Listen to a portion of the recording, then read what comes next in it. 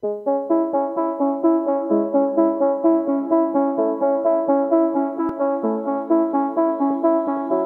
is Seasons of Discontent with your hosts Rick Snyder and Matt Combs on the Hogstein Network.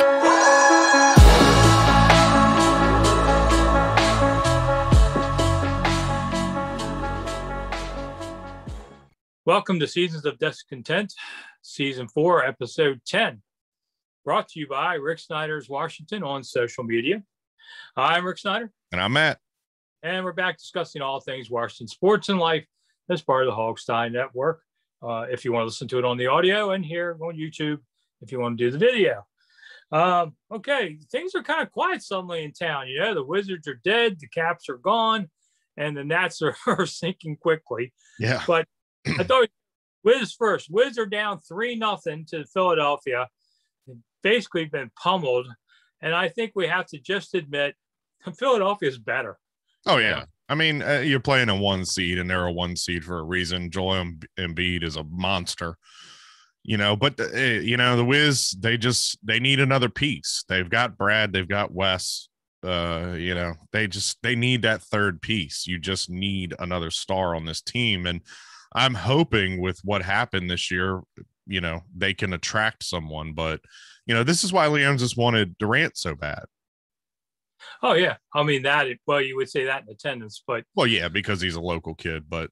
Yeah. But, yeah, one of the greatest ballers out of DC ever. But there, I think this also shows Scotty Brooks looks hopeless in this situation. Yeah. I mean, I was watching the game Saturday, and Philly scored 40 points with like 4 minutes left in the first quarter. Yeah. I'm like, holy cow, they finally let down. But Washington has never been able to figure out how to play defense at all. No. This was their third worst loss ever in playoff history. And they just ran up down the court and didn't seem to care. And at one point, all right, you're going to lose this. All right, it's 3-0. There's one more game to go, and then we're done with this nonsense. Too bad, because I thought they had potential. But, they just put the popcorn on top of them, let them go out, because it's kind of sad. But maybe I think a new coach, that's the key. Brooks was supposed to get them up to good. I don't know if you say they're good quite. They had a losing record, but he's just not the guy to take them to the next level. Yeah, I agree. And also going back to the Durant thing, I mean, Scott Brooks was kind of brought in to attract Durant because he was his coach in Oklahoma City. They had success. They went to the finals. A lot of the pieces that were on this team, I mean, even look at the draft pick, the kid that's not here anymore. I can't remember his name, but he was drafted because he was a protege of Durant's. I mean, everything kind of leading up to this has been an attraction for Durant. They didn't get Durant. He went to, Golden State first, and now he's in Brooklyn. So, I just think it's time, not necessarily to rebuild, but you definitely have to start with a coach. You always talk about, like, with the Washington football team / Redskins, Norv was brought in. He got him to good, but Norv could never take them over to great, and I think that's exactly what the Wizards need. They need a coach that's going to take them from good to great.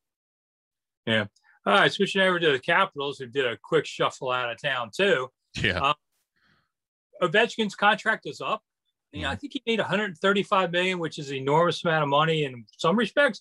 But boy, think if he had a shorter contract, he would have made a lot more. So now he's 35. He's still playing great. He might have 5 years left in the league the way he's going, and he's probably going to make $1 bazillion on this. What do you think they do with him? How do they fit him into everything? I mean, they're obviously going to re-sign him. Ovechkin has already said that he wants to finish his career in Washington. I know that Ted loves him. I mean, the draft pick of Ovechkin elevated this team from an afterthought in the city and even in the league to, a Stanley Cup winner in 2018. I wonder if Ovechkin will take like a Brady deal where he sees what's going on around him. The team is getting older. The team is getting slower. They need money to bring in free agents. I wonder if Ovechkin would kind of take a deal that would allow for that to happen. I don't necessarily think he needs another $100-some million contract, because also you got to think, Rick, after this, he's going to go back to the KHL and make $1 billion over there, because the Russian teams will pay that to have a Russian superstar for, even when he's 38, 39, 40 years old. A lot of guys have gone over there and done that and made a lot of money in their hometown. but he loves the area. He loves the city. He wants to stay in this team. And obviously, Leonsis wants him. Everybody says they want to stay until they don't. I mean, I got to tell you, man. But hockey's a different animal, Rick. I mean, you look at guys and realistically look at the league. I mean, this was a league that was centered around Crosby Ovechkin for how long? Well, it's not Crosby Ovechkin's league anymore. It's Austin Matthews. It's Connor McDavid. It's, Nathan McKinnon in Colorado. It's all these young kids taking over. The next wave of superstars is coming in the league. Now, it's not, I'm not saying it's over for Crosby, Ovechkin, Malkin, guys like that, but, it's time for them to kind of take a step back and the new superstars rise up and take control of the league. I don't know. I believe guys like Crosby and Malkin and Ovechkin when they say, hey, this is where we want to end our careers. And the parallels between Crosby and Crosby and Ovechkin are so similar. They've taken teams that were in the basement and elevated them to, sports center status. You know what I mean? Yeah. If Washington were to lose Ovechkin for whatever reason, this fan base would just melt down. I think it would be a forgivable sin. So Ted's got to do what he's got to do. Well, and also when you look at guys like Kuznetsov, who were drafted and brought in to supposed to carry on the mantle of Ovechkin, he's not living up to potential. We saw during the playoffs and what the hell was going on with him. And, we have an expansion draft coming up, so they're going to lose somebody that is a pivotal part of the team. I just don't see, from a marketing standpoint, I don't see Ted not doing what it takes. So walk me through. Seattle Kraken are going to get to start picking players. Correct. How many for Washington? So how many what? How many players can they get off of Washington? So you get a player from each team. If they stick to the model that the Vegas Golden Knights, expansion draft. So basically you have a pool of players that are protected. You have a pool of players that are available, and the Seattle Kraken can select any player from that pool of players. Now, we saw with the Golden Knights, you can kind of make deals and say, hey, don't take this guy, take this guy, and we'll give you a draft pick or we'll give you money or some sort of thing like that. That's what from the Penguins, I can only speak on what the Penguins, when the Vegas Golden Knights came in the league, they cut a deal with McPhee, who was the general manager of the Golden Knights at the time, and said, hey, we want to keep Matt Murray. Can you take Marc-Andre Fleury, and we'll throw in I think it was a first or second round draft pick, just because, they went to Fleury and they said, look, everything you've done for us, we are greatly appreciated. We just won 2 Stanley Cups because of you, basically. But we want to move on with the young kid, and he's not protected. So they exposed Marc-Andre Fleury. He went to the Vegas Golden Knights and, of course, went to the Stanley Cup Finals. So the 2 names that I've been hearing tossed about for the Capitals are TJ Oshie, and obviously you have to figure out what you're going to do with Kuznetsov.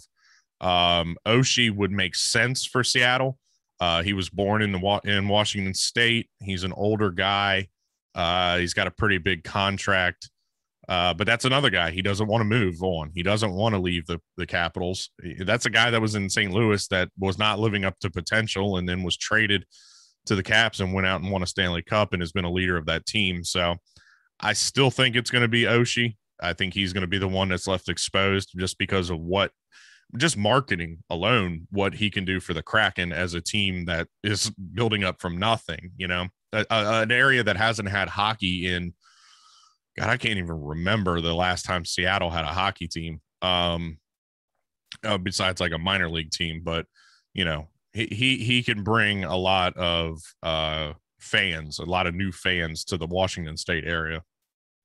Yeah, as much as they're struggling for a new name around here, love the Kraken. It's an awesome name. The logos are pretty cool. The jerseys are pretty cool. They're kind of going with the Seattle Mariners color scheme. I like it. Might have to get me a Kraken hat. Yeah.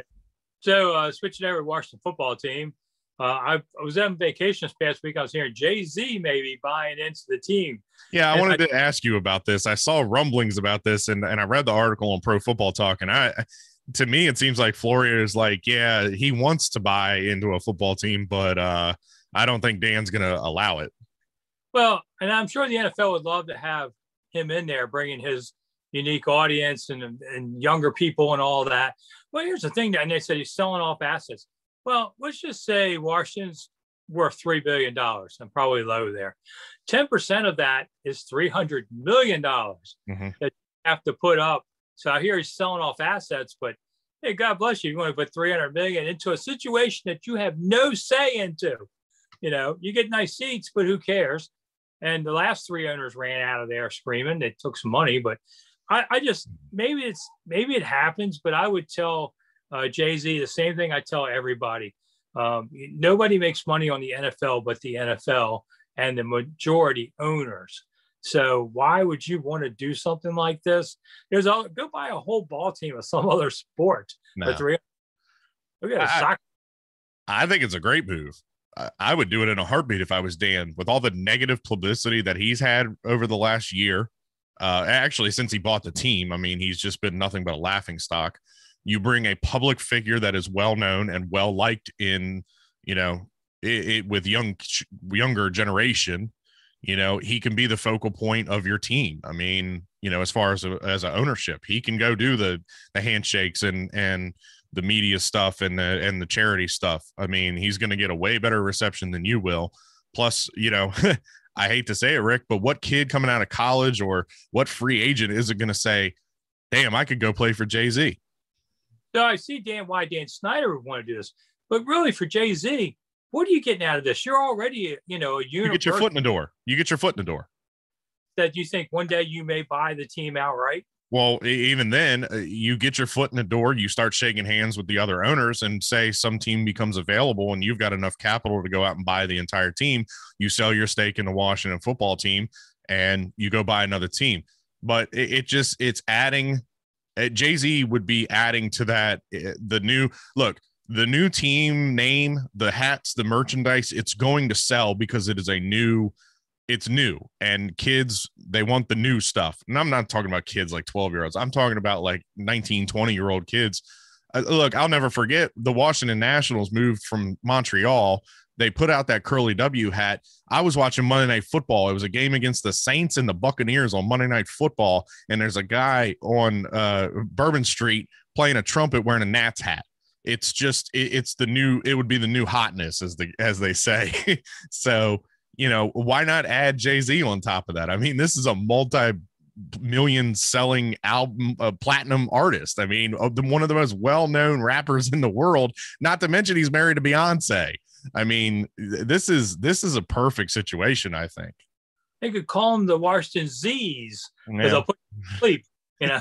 But interesting. All right, as we get ready to get out of here, I was gone last week. I went to Ocean City, stayed for the first time since 1989. And I can't say it's changed a whole lot. It's a little nicer, I think. It looked like a lot of those old decrepit homes are looking better. But, you know, the boardwalk's the boardwalk. It's pizza, ice cream, T-shirts, jewelry, arcade, and repeat, you know, endless cycle. But I took the family.